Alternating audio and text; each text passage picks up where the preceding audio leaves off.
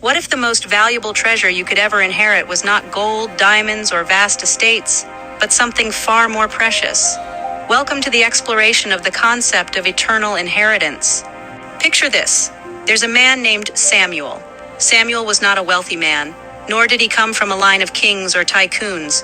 His inheritance was not material wealth, but something far more profound.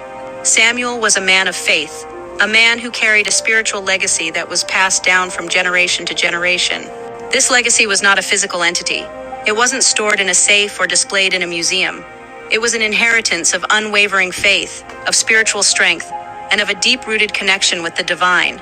Now imagine a river.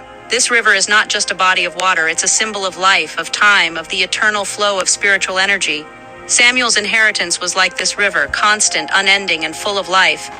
Every day Samuel drew upon this spiritual river.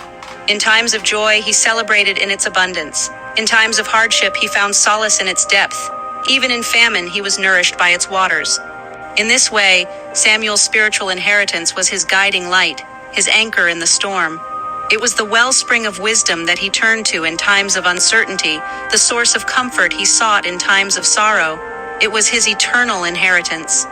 In the grand scheme of things, Samuel was not a man of worldly wealth or power, but he was a man of spiritual wealth, of divine power. His inheritance was not of this world, but of the world beyond. It was an inheritance that could never be lost, stolen, or depleted. It was an inheritance that lasted forever. To sum it up, the story of Samuel serves as a reminder that the most valuable inheritance is not material wealth, but spiritual wealth. It's about an eternal inheritance that transcends time and space, that nourishes us in times of famine, and that guides us in times of uncertainty. It's about recognizing that our true inheritance lies not in what we can see or touch, but in the unseen, the intangible, the eternal.